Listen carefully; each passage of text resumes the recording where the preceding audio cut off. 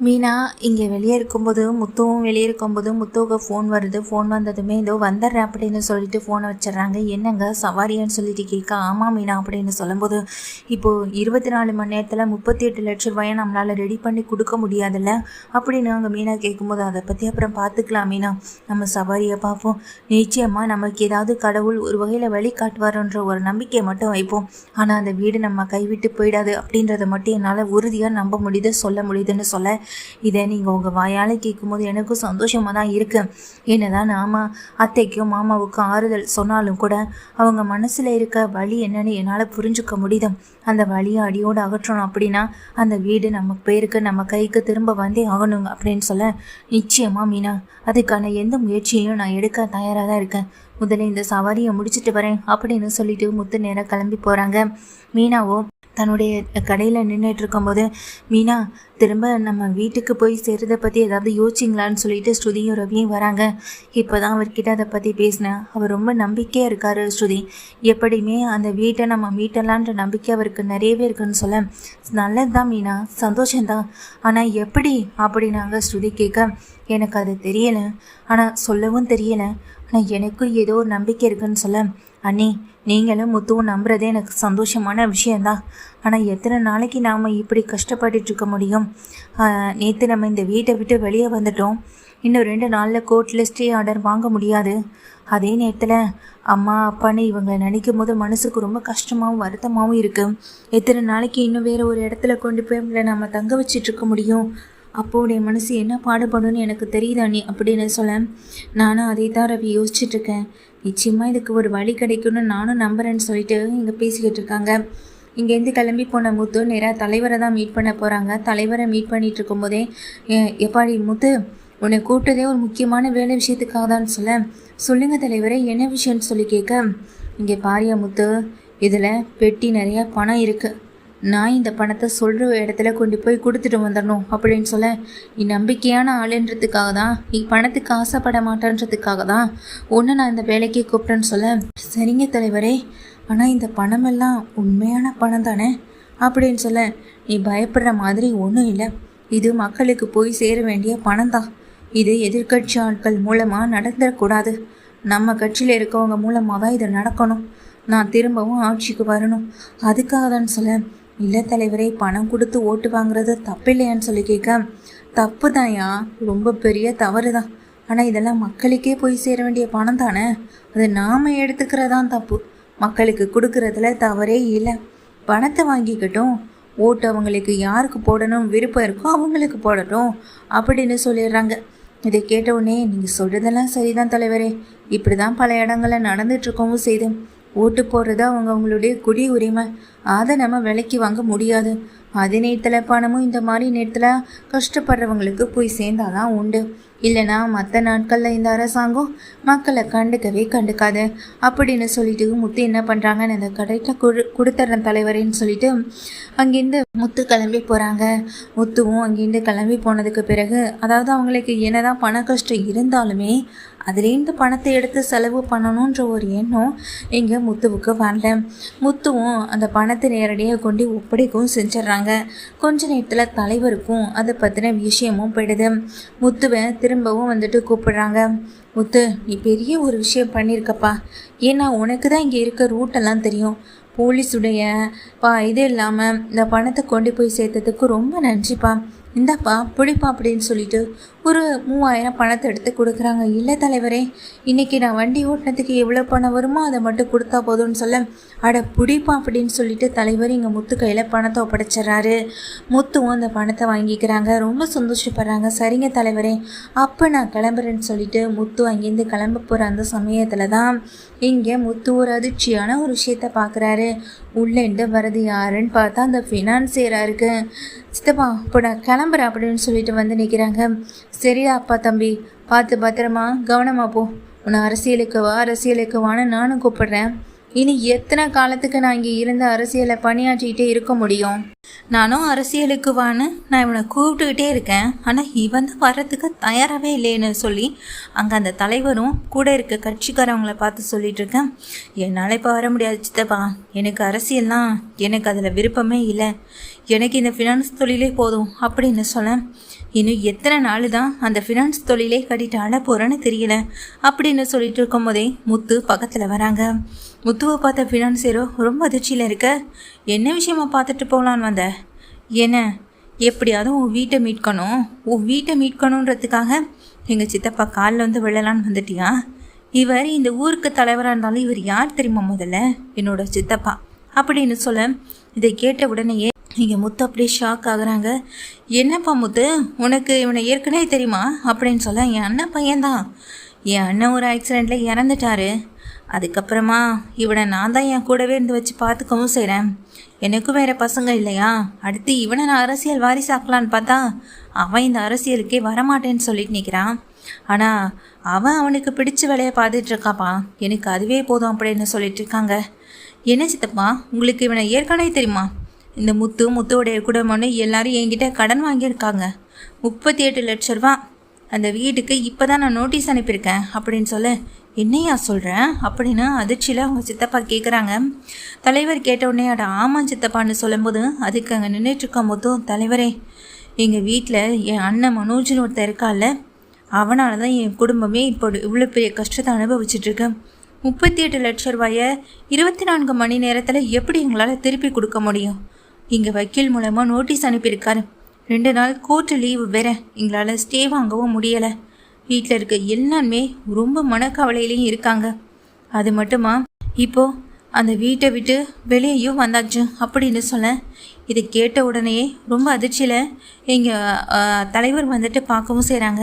என்னப்பா முத்து, நீ என்னப்பா சொல்லிகிட்டு இருக்கன்னு சொல்லி கேட்க, ஆமாம் தலைவரேன்னு சொல்ல, ஏப்பா நீ கொஞ்சம் பொறுமையாக போகக்கூடாதா? நீ இப்படியெல்லாம் எடுத்தோம் கவுத்தோன்னு எந்த வேலையும் செய்ய மாட்டியப்பா. யாரையும் கஷ்டப்படுத்தக்கூடாதுன்னு தானே நீ நினைப்பேன். இப்போ என்னாச்சுப்பா உனக்கு அப்படின்னு தலைவர் அந்த ஃபினான்சியரை பார்த்து கேட்க, அது வந்து சித்தப்பா, இது எனக்கு அவசரமாக பணம் தேவைப்பட்டுச்சுன்னு சொல்லும்போது, உனக்கு என்னப்பா கஷ்டம்? உனக்கு அவசரமாக பணம் தேவைப்பட்டுச்சுன்னா இந்த சித்தப்பா நான் எதுக்கு இருக்கேன்? என்கிட்ட கேட்க வேண்டியதானே? ஃபினான்ஸ் கம்பெனியில் ஏதாவது பிரச்சனையா? கம்பெனிக்கு ஏதாவது மேலே ஏதாவது செலவு செய்யணுமா?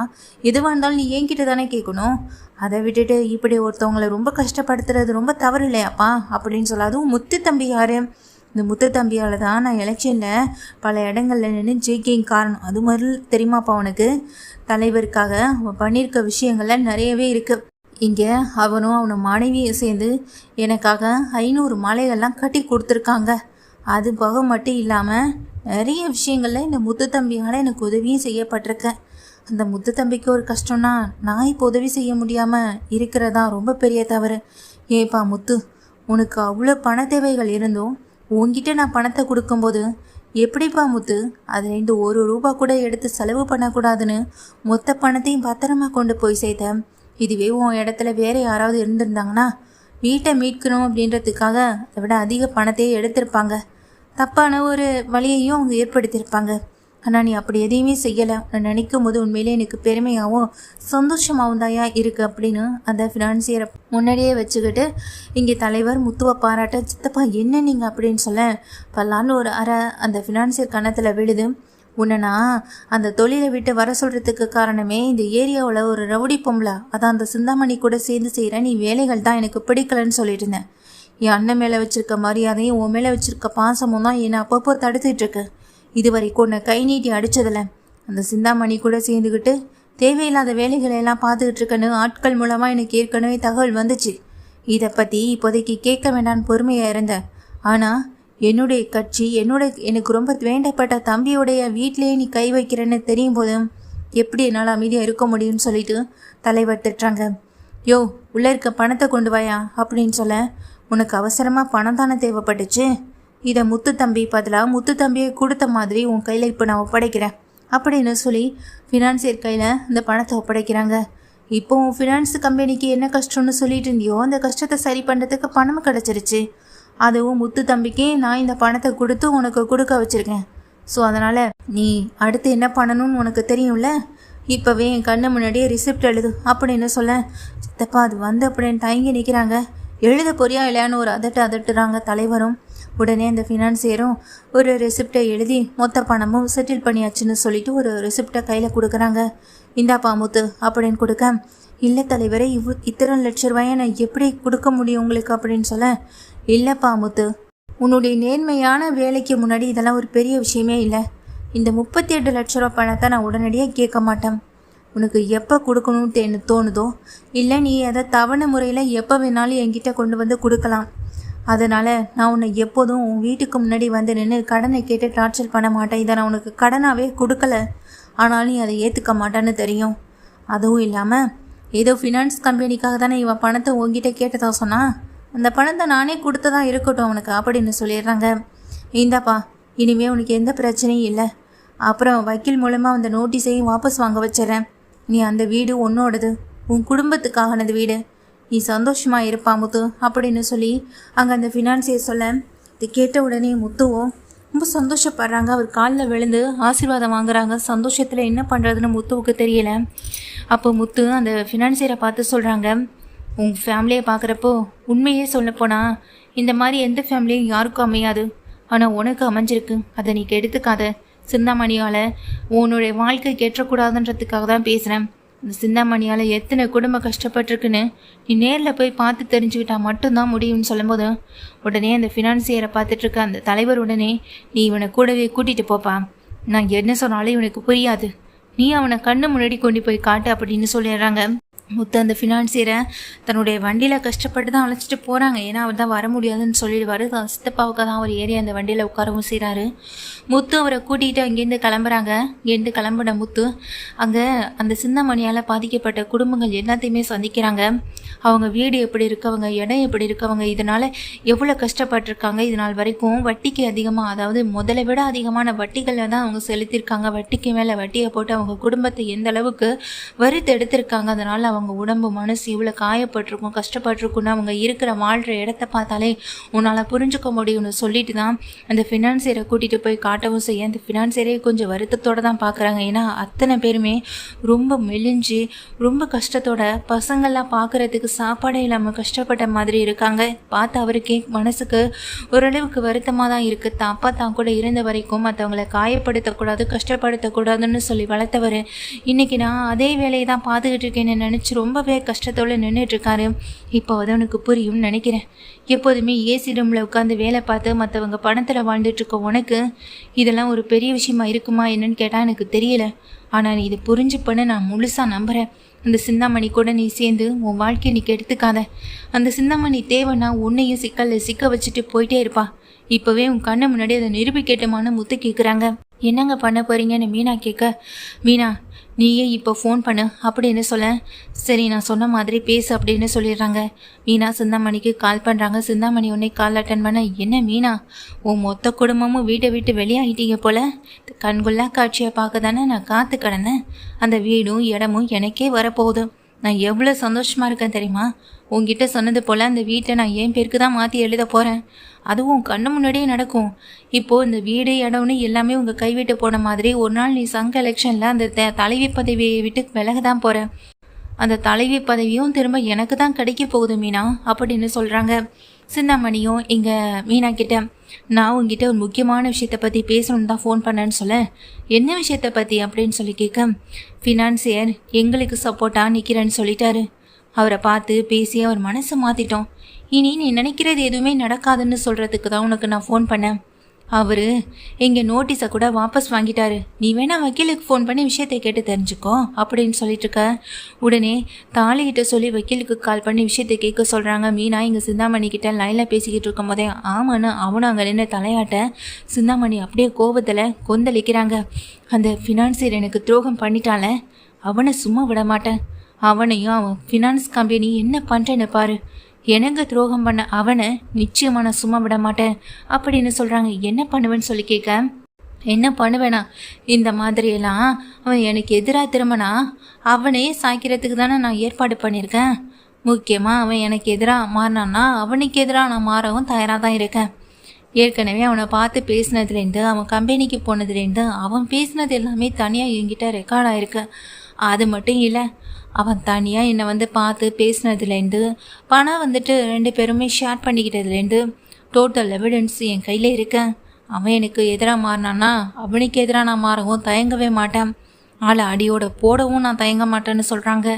சிந்தாமணி சொன்ன இந்த விஷயத்த நேரில் நின்று கேட்டுக்கிட்டு இருக்க ஃபினான்சியர் அப்படியே அதிர்ச்சியில் அதிர்ந்து போக, உன்னால் அப்படி எதையுமே பண்ண முடியாது. ஏன்னா சாட்சி ஆதாரம் எல்லாமே உனக்கு எதிராக தான் இருக்குது. அதுவும் அவர் இது விருப்பப்பட்டு வாங்கின ஒரு ஸ்டேட்மெண்ட் தான். உன்னால் இதில் எதையுமே அசைக்க கூட முடியாது. எங்கள் வீடு எங்கள் கைக்கு வந்துடுச்சு.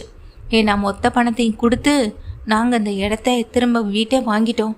உன்னால் இனி ஒன்றும் பண்ண முடியாது அப்படின்னு சொல்லிட்டு மீனா ஃபோனை கட் பண்ண சிந்தாமணிக்கு எதுவுமே புரியலை. எப்படி இவ்வளோ குறிப்பிட்ட நேரத்துக்குள்ளே எப்படி இவ்வளோ பணத்தை ரெடி பண்ண முடிஞ்சதுன்னு அதிர்ச்சியோடு இருக்காங்க சிந்தாமணி. உடனே இந்த ஃபினான்சியருக்கு கால் பண்ணுறாங்க. ஃபினான்சியர் கால் அட்டன் பண்ண, யோ ஃபினான்சியரே, என்னைய நினச்சிட்டு இருக்கோம் மனசில்? என்ன நினச்சிட்டு இருக்க? என்ன இந்த முத்து மீனாவுக்கு திடீர்னு சப்போர்ட் பண்ணிட்டியா? பணத்தை வாங்கிட்டாங்கன்னு சொல்லி பொய் சொல்லி ஏதாவது எழுதி கொடுத்தியான்னு சொல்ல, உண்மையிலே அவங்க பணத்தை கொடுத்துட்டாங்க அப்படின்னு ஃபினான்சியர் சிந்தாமணிக்கிட்ட சொல்ல, எப்படி முடிஞ்சது அப்படின்னு சொல்லி கேட்காத, நீங்கள் அவங்க கிட்ட தான் கேட்கணும். திரும்பவும் என்னால் உங்களுக்கு ஹெல்ப் பண்ணிகிட்டே இருக்க முடியாது. அது போக மட்டும் இல்லாமல் நான் இங்கே வக்கீல் நோட்டீஸை திரும்ப வாங்கிட்டேனா என்னென்னு செக் பண்ணி பார்த்துட்டு என்ன சிக்கலான்னு நினச்சிங்கல்ல, உங்களை பற்றின ஆதாரம் தான் என்கிட்ட இருக்குது. அதை மொத்தமாக நான் போட்டு கட்டினா என்ன ஆகும்னு தெரியுமா? உங்களால் பாதிக்கப்பட்டவங்க அத்தனை பேரும் உங்களுக்கு எதிராக திரும்பியிருக்காங்க. அது போக அவங்க கொடுத்த வீடியோ ஆடியோன்னு எல்லாமே என்கிட்ட இருக்குது. மொத்தத்தையும் என்னால் இப்போ உங்களுக்கு எதிராக மாற்ற முடியும். அப்படி மாத்திரம் என்ன ஆகுன்னு கொஞ்சம் யோசிச்சு பாருங்கன்னு சொல்ல, மாத்திரன்னு என்ன, மாற்ற தான் போகிறேன் அப்படின்னு ஃபோனை கட் பண்ணிடுறாங்க. இப்போ வாச்சும் உங்களை சுற்றி என்ன நடக்குதுன்னு இனிமேலாவது புரிஞ்சுக்கோங்கன்னு முத்து சொல்ல, அதை கேட்டதும் அங்கே அந்த ஃபினான்சியர் வந்துட்டு மனசுடைஞ்சு நிற்கிறாங்க. உங்கள் தலைவரை பற்றி எனக்கு நல்லா தெரியும். தலைவர் மாதிரி ஒரு ஆள், உண்மையை சொல்லப்போனால் அவர் இந்த நிலைமையில் இருக்கிறதுக்கு அவருடைய நல்ல எண்ணம் தான் காரணம். நீங்கள் மக்களுக்கு நல்லது செய்யணும்னு நினச்சிங்கன்னா அவர் போகிற வழியில் போங்க. மக்களுக்கு கெடுதல் தான் செய்வேன்னு நினச்சிங்கன்னா இந்த ஃபினான்ஸ் தொழிலில் இன்னும் கஷ்டங்கள் இன்னும் கவலைகள் இது எல்லாத்தையுமே கூட சேர்த்து மக்களுக்கு கொடுத்துக்கிட்டே இருங்க. வா மீனா போகலாம் அப்படின்னு மீனாவை கூட்டிகிட்டு முத்த கிளம்புறாங்க. ஃபினான்ஸர் யோசனை பண்ணியபடி நிற்கிறாங்க. மொத்தத்தில் சிந்தாமணி சிக்கினதான் மிச்சம். தலைவருக்கு இவ்வளோ பெரிய ஒரு விஷயம், அதாவது தலைவருடைய ஒரு வேலையை செய்ய போய் முத்துவுக்கு நல்ல ஒரு வேலையும் கிடச்சிருக்கு. அது மட்டும் இல்லாமல் சிந்தாமணி மேலே இந்த ஃபினான்சியர் கம்ப்ளைண்ட் கொடுத்துட்றாங்க. சிந்தாமணி மேலே ஃபினான்சியரை கம்ப்ளைண்ட் கொடுக்க சிந்தாமணியை போலீஸே அரெஸ்ட் பண்ணுறாங்க. தகுந்த ஆதாரத்தோட கைது பண்ணப்படுறாங்க சிந்தாமணி. அது போக அவங்க மறைச்சி வச்சிருக்க பல பேர் சம்மந்தப்பட்ட சொத்துக்கள் எல்லாமே அவங்க வீட்டிலேருந்து இங்கே கைப்பற்றப்படுற அத்தனை பத்திரங்களும் யாருடையதுன்னு சொல்லி விசாரித்து அவங்க கையில் அதை ஒப்படைக்கவும் செய்கிறாங்க. இது எல்லாமே அவங்க கைக்கு போய் சேரவும் செய்து முத்து மீனான்னு இதெல்லாம் நினச்சி ரொம்ப சந்தோஷப்படுறாங்க. முத்து மீனாவால் திரும்பவும் வீட்டுக்கு நல்லது வந்தது நினச்சி என் விஜயாவுக்கே ரொம்ப சந்தோஷமாக தான் இருக்குது. நான் இங்கே மனோஜை தூக்கி வச்சு கொண்டாடினேன். ஆனால் முத்து மீனாவில் எல்லாம் நடந்திருக்கேன்னு ஒரு பக்கம் அவங்களுக்கு மனசுக்குள்ளே அதெல்லாம் தோணதான் செய்யும். ஆனால் மனோஜும் ரோஹிணி கூட எப்படி சேர்ந்து வாழலாம், அம்மா கிட்ட எப்படி இதை பற்றி பேசலான்ற யோசனையில் இருக்காங்க. ஆனால் அதை விஜயா வந்துட்டு ஏற்றுக்க தயாராகவே இல்லை, ஏற்றுக்க போகிறதும் இல்லை.